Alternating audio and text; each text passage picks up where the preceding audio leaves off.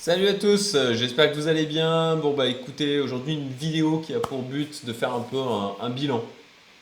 Un bilan après donc plus de 15 mois de tests de différentes solutions, que ce soit des solutions d'algorithmie, de trading algorithmique, de copy trading, de fonds de gestion, etc.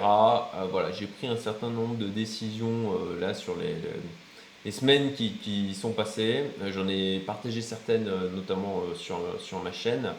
Et puis d'autres dont je vais vous parler là maintenant.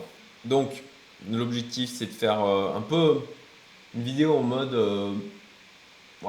plus ou moins un point final à cette série de vidéos où je parlais donc de ce suivi des 700 000 dollars que j'avais mis dans différentes solutions, qui concrètement se solde avec un résultat qui n'est pas positif, hein, avec une perte. Encore une fois, bah, c'est le jeu. J'ai parié sur une hausse forte du marché, de repartir sur une hausse forte après du coup la baisse qu'on avait eue suite à la correction, forte correction qu'on avait eue en mai. Et concrètement, effectivement, on a fait un nouvel ETH, mais bah, ça s'est arrêté là. Il n'y a pas eu de continuité. Le scénario de reprise forte avec les 40K qui tiennent ne s'est pas matérialisé non plus.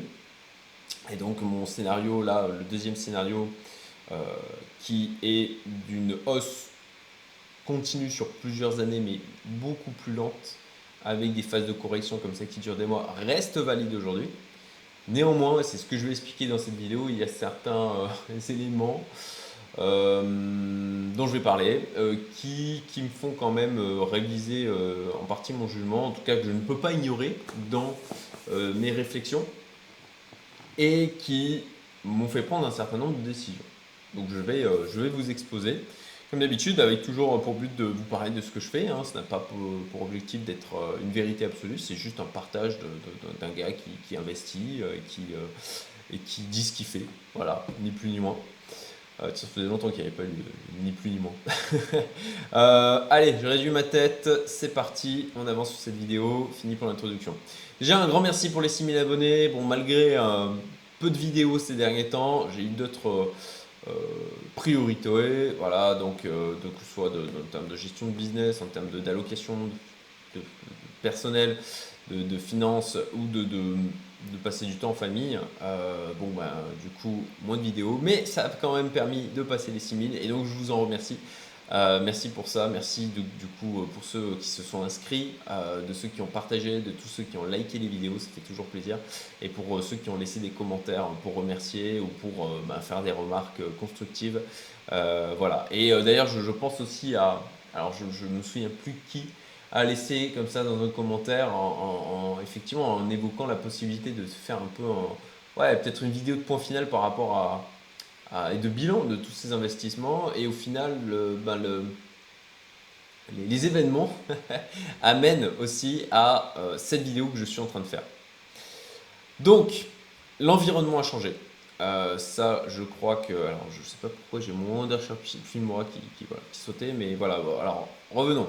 L'environnement a changé, je pense que ça a échappé à personne. La guerre en Ukraine.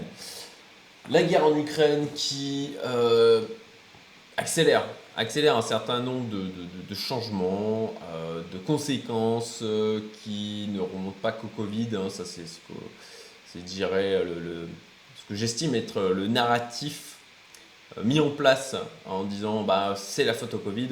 Non, il y a un certain nombre de décisions qui ont été prises depuis 2008 avec une accumulation, on va dire, enfin, des choses qui n'ont pas été épurées. Il y a eu un refus de laisser les marchés s'épurer et ça a pour conséquence d'avoir une certaine accumulation de risques. En fait, pour vous donner une métaphore, en montagne, quand il y a de la neige qui s'accumule, il y a des avalanches qui se produisent régulièrement. Et c'est ça. C'est ça parce qu'il faut que la neige tombe, parce qu'elle s'accumule, s'accumule. Bon, ben voilà, ça permet de décharger.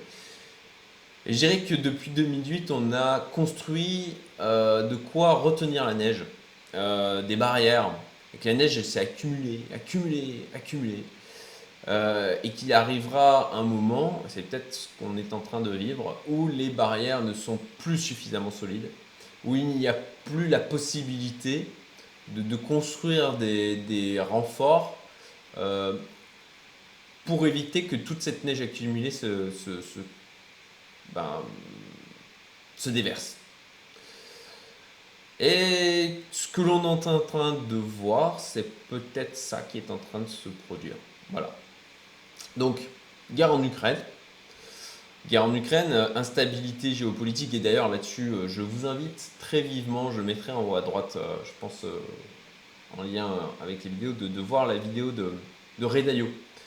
Ray Dalio, c'est quelqu'un que je suis et dont je lis les articles depuis quelques années, pas de manière aussi assidue que je devrais d'ailleurs, mais je suis ce qu'il fait, je suis ses réflexions et voilà, il explique en faisant comme on le fait sur les marchés financiers un dézoom.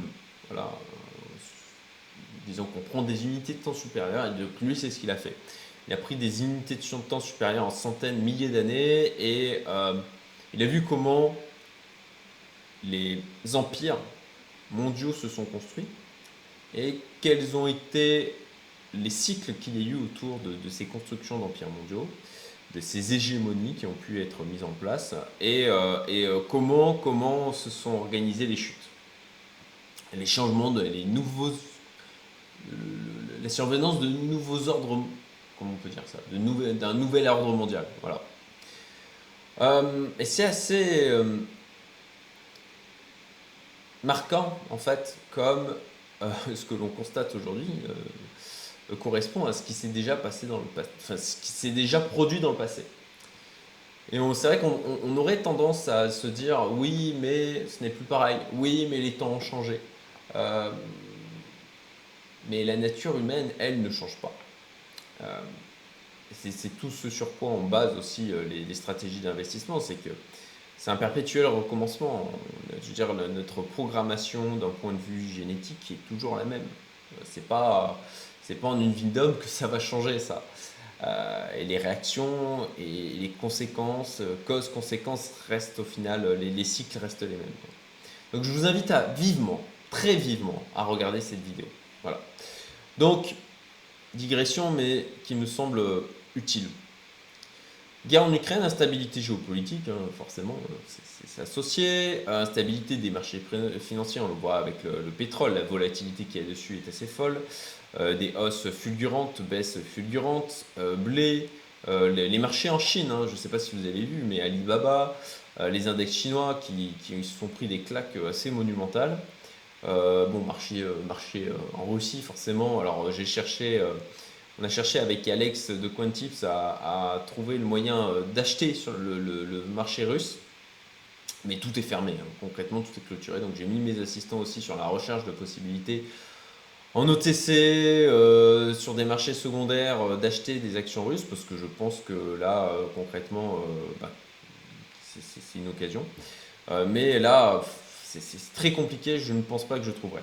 Bon, c'est pas grave. Le gaz aussi, augmentation des prix du gaz phénoménale. Bon, pénurie, on le voit, hein, là aussi, problématique par rapport à l'engrais, problématique donc sur la production de blé, problématique notamment sur tout ce qui est microconducteurs. On l'avait déjà et c'est encore plus renforcé avec la situation et les sanctions qui ont été prises à l'encontre de la Russie. Donc on va vers d'autant plus de pénurie et là pour être allé du coup en France récemment, j'ai constaté effectivement, là le contraste a été d'autant plus puissant que je n'étais pas revenu en France depuis un moment. Donc j'ai vu effectivement l'augmentation, notamment des prix à la pompe à essence, mais aussi dans les supermarchés. J'ai ressenti l'anxiété, euh, l'agressivité aussi, qui est latente. Je sais que les gens aujourd'hui qui sont de la classe moyenne, qui potentiellement gagnent 2000, 2500 euros net, ce qui est déjà bien supérieur au SMIC, et ben, sont en souffrance financière. je vois, je le ressens auprès des salariés, des structures, des entreprises que je possède. Euh, Bon, enfin voilà. Donc voilà, pénurie, ce qui renforce d'autant plus l'inflation, hein, qui est une conséquence aussi de la planche à billets qui a tourné à foison. Beaucoup d'incertitudes, du coup. Instabilité sociale, ça je redis, hein, par rapport à cette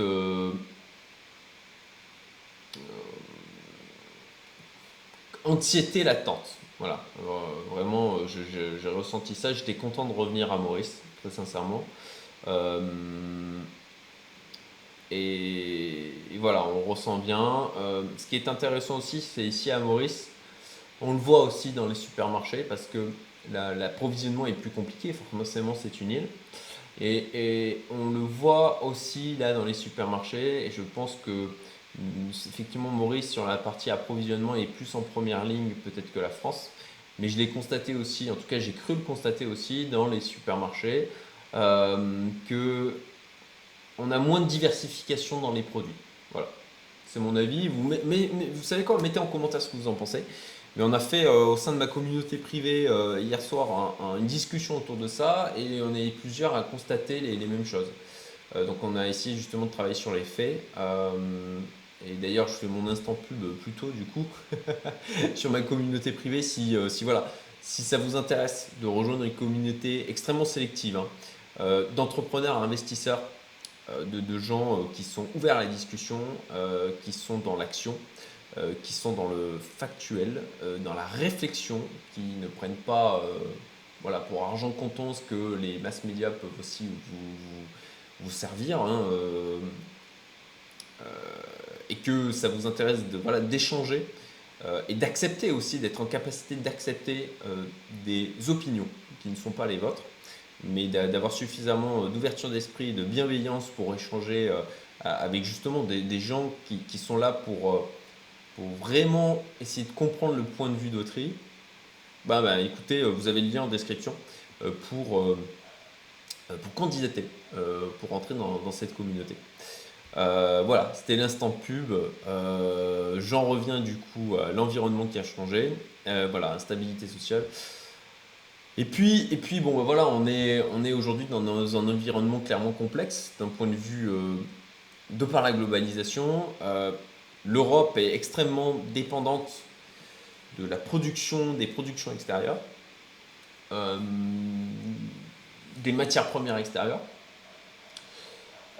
Et dans un environnement complexe, ultra optimisé, tel qu'on peut l'avoir en Europe, les événements, quand on a un événement comme ça qui vient perturber l'écosystème, ça augmente la probabilité de survenance d'autres événements de ce type. Donc effectivement, bon, voilà, pour moi en fait, on a eu 2008, puis on a eu le Covid. Entre bien sûr 2008 et le Covid, il y a eu d'autres événements, hein, qui sont passés voilà, plus inaperçus, mais qui sont venus aussi tester, venir perturber le système, qui ont pu être plus ou moins contrôlés. Voilà, on a eu le Covid, hein, qui est en tout cas les décisions qui ont été associées à la gestion de cette crise ont eu des conséquences importantes. Et dans un environnement comme ça qui se dégrade, où il y a des tensions qui augmentent, on a des choses comme ça qui surviennent, comme des guerres. Donc là, on a la guerre en Ukraine, ce qui vient encore perturber l'ensemble du système. Et la probabilité, moi j'ai un vrai sentiment d'accélération, et la probabilité du coup de survenance de nouveaux événements comme ça majeurs augmente. Voilà. C'est comme dans les fusées. Vous savez, dans les fusées qui sont construites, chaque élément a sa probabilité. Et effectivement, si on regarde, on se dit, voilà, la probabilité de défaillance d'un élément est extrêmement faible. Par contre, à partir du moment où il y a cette probabilité qui se manifeste, en fait, ça augmente la probabilité de défaillance de tous les autres éléments. C'est le principe de problématique d'un système complexe. Quand il y a une défaillance sur un élément qui se produit, ça a des ramifications sur tous les autres et la probabilité de défaillance des autres éléments augmente aussi. Donc là, c'est clairement ce qu'on est en train de voir, à mon sens. Encore une fois, réagissez en commentaire si vous êtes d'accord ou pas. Et donc voilà, ça c'est des choses qui là me font prendre du recul par rapport à ce qui se passe, me font revoir mes scénarios sur aussi les cryptos, parce qu'on a des probabilités de survenance de risque qui augmentent fortement, à mon sens encore une fois. Donc bon, je pense que je ferai une vidéo spécifique là pour parler un peu plus profondément de tout ça et moi sur mes choix de vie, mes choix d'allocation financière aussi par rapport à ça. Bon, l'instant pub, je l'ai fait. Voilà, mes prises de décision donc par rapport aux différentes solutions dont je faisais le suivi sur ma chaîne. Ok, donc portefeuille en gestion perso, je l'avais annoncé, je suis out, puisque c'était un portefeuille qui avait été constitué pour le scénario, mon scénario privilégié, c'est-à-dire on tient les 40 et on repart fort. Ça ne s'est pas produit, donc j'ai sorti ce portefeuille. Diabolo Trading, je suis sorti. Je suis sorti parce que, comme vous le savez, je suivais Gabix. J'ai récupéré 30K, voilà, concrètement j'avais mis 30K, j'ai encore 3000 dollars de frais, enfin pas de token, mais de crédit que j'avais acheté, donc qui sont en attente. Apparemment on pourra les sortir une fois qu'ils auront déployé tout ce qu'il faut au niveau du Dcash, donc je récupérerai ces crédits puisque là actuellement ce n'est pas possible. Je récupérerai ces crédits si on peut le faire en temps voulu. Normalement on pourra le faire. Donc voilà, j'ai 3000 dollars, j'ai eu 15K de gains parce que j'ai sorti des gains aussi. Si je ne l'avais pas fait, je serais plus en perte. Donc concrètement, 5000 de pertes, plus les 3000 que j'ai mis en frais.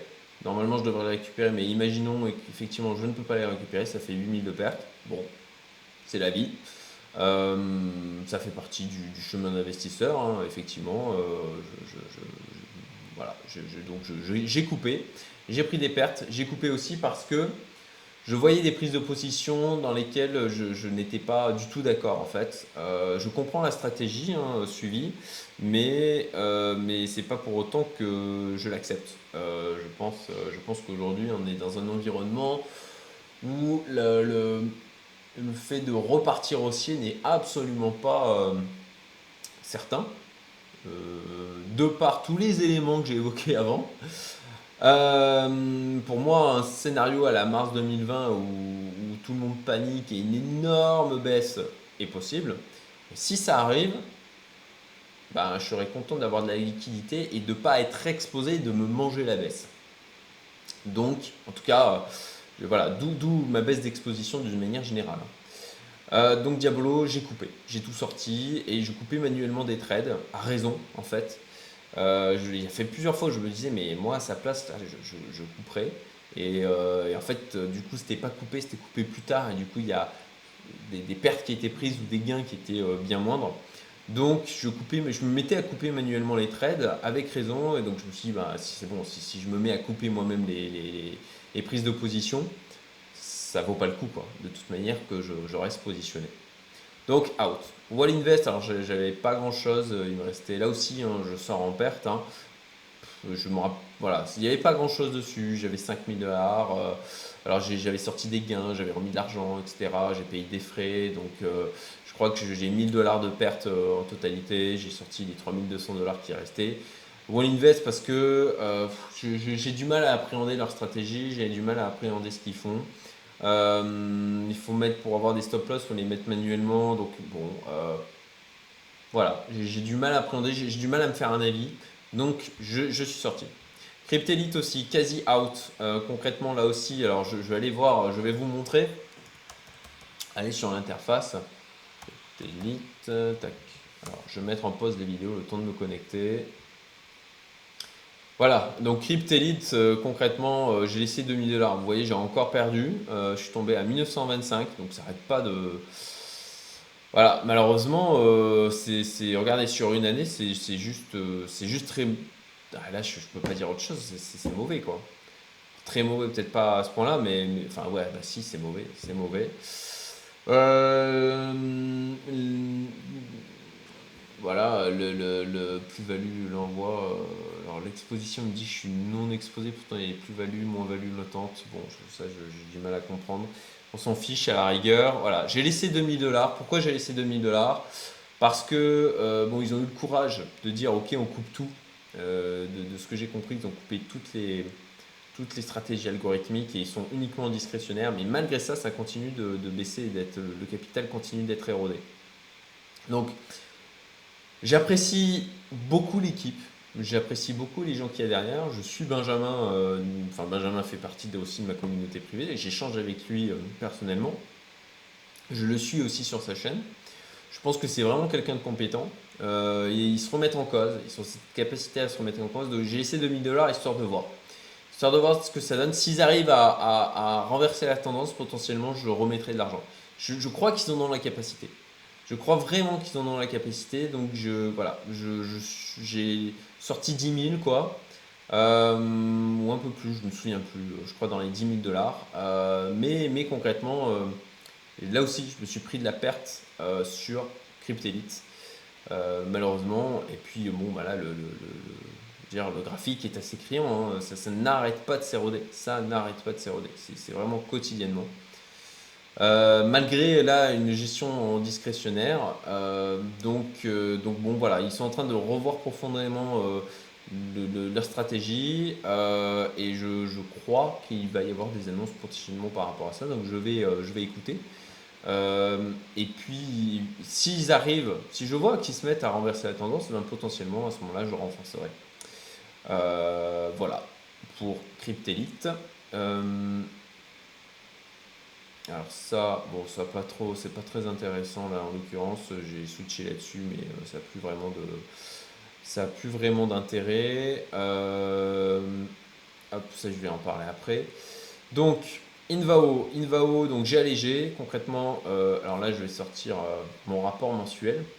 Vous voyez, hein, quand c'est arrivé là, concrètement, quand on était remonté à 44 500, je l'avais annoncé, ben, j'ai sorti 30 000. Vous le voyez là, last month withdrawal. Donc pour retomber à 100K. Là aujourd'hui, bah, je suis à 85 000 sur les 100K que j'ai laissé. Donc encore une baisse de 15%. Bah, si ça avait un intérêt par rapport à ça, voilà. Moins 57,5%. Alors ça, le 700 000 et le 405 actuel, c'est plus valable, hein. Je vais le supprimer parce que concrètement, donc, il y a l'argent que j'ai sorti que j'ai pas intégré dans les calculs là. C'est pas, voilà, c'est pas bon ce calcul, donc je l'ai viré. Par contre là, au niveau de Invao, moins 57,5%. Voilà, donc là j'ai mis par rapport aux 200 puisque j'ai sorti 30 et que j'avais mis 230 à l'origine, donc j'ai mis 200. Je ne sais pas si d'un point de vue mathématique, je ne me suis pas posé pour me dire est-ce que c'est la bonne manière de calculer, etc. Mais bon, voilà, entre 200 et là aujourd'hui 85, ben, ça fait moins 57,5%. C'est trop. C'est mauvais, clairement. C'est mauvais et c'est pas du tout, c'est très décevant et c'est pas du tout ce à quoi je m'attendais. Par rapport à Invao, franchement, voilà, j'ai allégé, mais je suis très indécis et pas confiant aujourd'hui. Je m'étais dit la dernière fois, bon bah je laisse 100K, je les laisse voilà, pour 2, 3 ans, 4 ans, on verra bien. Mais tout l'environnement qui a changé et que je vous évoquais tout à l'heure m'amène à reconsidérer ce choix. Donc encore une fois, je ne prends pas le choix, je ne vais pas prendre le choix de sortir complètement comme ça en claquant des doigts. Je reviens régulièrement sur cette réflexion parce que c'est un investissement sur plusieurs années et que ce n'est pas une décision que je veux prendre sur le coup de l'émotion. Moi, je suis pas confiant parce que dans leur newsletter, ils sont permaboule. Pour eux, ouais, ça va remonter, ça va remonter, ça va remonter. Ok, mais et j'avais essayé de les interroger par mail pour savoir, ok, mais c'est quoi votre stratégie si vous vous trompez, si ça baisse, si on se paye un gros crack? Pas de réponse claire. Et je suis pas à l'aise avec ça. Donc là, je me tâte. Voilà, je me tâte encore. Je suis pas encore complètement décidé à sortir complètement, à couper le truc. Investor, je l'avais dit, je suis out. J'ai expliqué déjà pourquoi. Concrètement, voilà, je tradais, c'était du trading versus BTC pour accumuler plus de BTC. Mais les résultats, par rapport à la prise de risque, étaient plus intéressants à aller placer ces bitcoins sur de la CFI notamment, où un rendement de 4,5, 5,5%. Voilà. DSM, je suis toujours in. Et d'ailleurs, alors globalement, la trading du coin, ils ont pris depuis le début de l'année, je crois qu'ils ont fait à fin février, de ce qu'on m'a dit, moins 25%. Donc Cryptelite, les résultats, ça le fait pas. Wall Invest aussi s'est pris une claque. Diabolo, pareil. Invao, pareil. Euh, Concrètement, apparemment, moi, de ce qu'on m'a remonté, euh, là, la seule solution où il y a une préservation du capital, peut-être même un peu de gain, c'est avec DSM. Donc la solution, le fonds d'investissement mis en place par Alex de CoinTips. Euh, et bon, ben moi je reste in et je reste confiant aussi parce que j'ai fréquemment l'occasion d'échanger avec lui, que là on voit pour des solutions d'investissement, notamment dans du private equity. Donc on échange aussi sur nos arbitrages d'un point de vue patrimoine personnel. Donc je vois comment il gère les choses, je rentre en résonance avec ça. Et c'est pour ça que j'ai une certaine confiance, notamment parce que j'ai un biais de confirmation, hein, faut le dire. Mais en tout cas, voilà, bah, il y a une préservation du capital. En tout cas, infiniment meilleure que ce que m'ont offert toutes les autres solutions. Donc voilà pour DSM. Néanmoins, de par l'environnement que j'ai évoqué là, je pense que potentiellement je baisserai la location.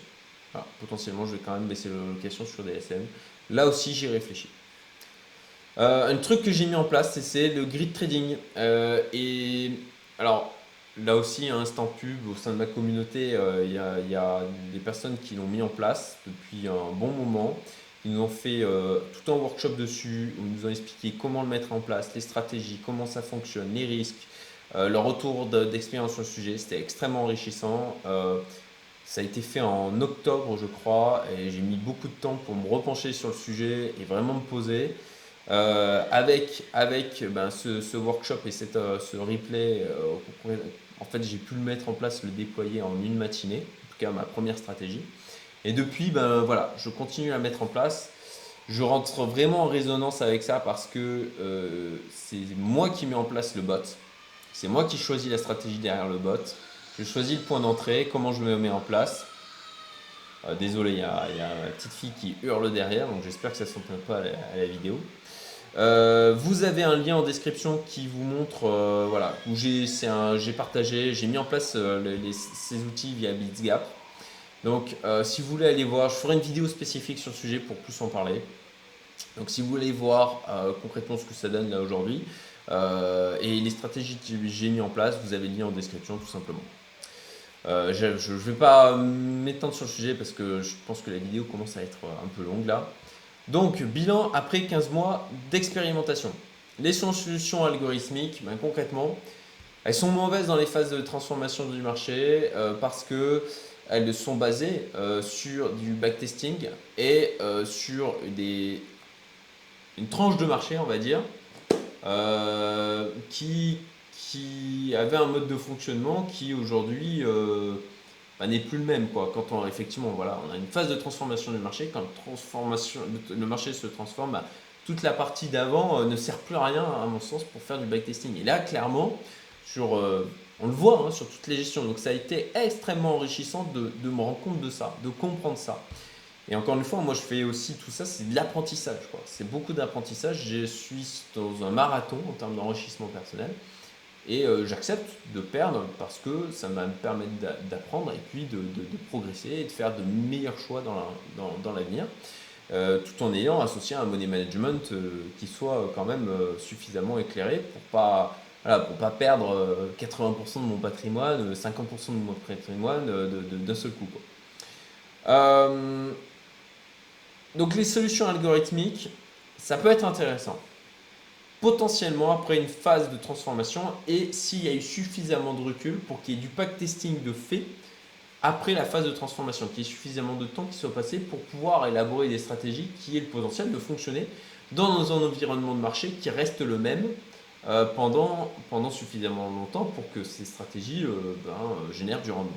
Donc ça, c'était voilà, vraiment un élément pour moi majeur en termes d'apprentissage. Deuxième point majeur d'apprentissage, le point d'entrée est ultra important. Ça aussi, c'est d'ailleurs au niveau des stratégies de grid trading, pareil, hein, c'est pas un truc magique, j'en parlerai, mais le point d'entrée est ultra important. Et du coup, d'avoir un minimum, il est nécessaire, indispensable, d'avoir suffisamment de compréhension des marchés, d'appréhension d'appréhension de où est-ce qu'on en est sur le marché pour être capable quand même d'avoir un point d'entrée qui soit bon en fait sur ces stratégies-là. Si on rentre sur un top de marché, contrairement à ce que j'ai pu croire, et contrairement aux résultats passés que présentaient ces différentes stratégies que j'ai pu expérimenter, au final, la seule stratégie qui n'avait pas d'historique, c'était DSM et c'est eux qui ont le mieux fonctionné, largement. Vous avez le lien pour d'ailleurs les contacter hein, si jamais ça vous intéresse en description. Donc voilà, point d'entrée est vraiment important. Si on est sur un top de marché et qu'on rentre sur un top de marché, ces stratégies-là ne vont pas préserver correctement, enfin ne vont pas bien souvent préserver correctement votre capital, quoi. Vous prendrez de la baisse aussi. Donc, et ça va impacter la performance globale.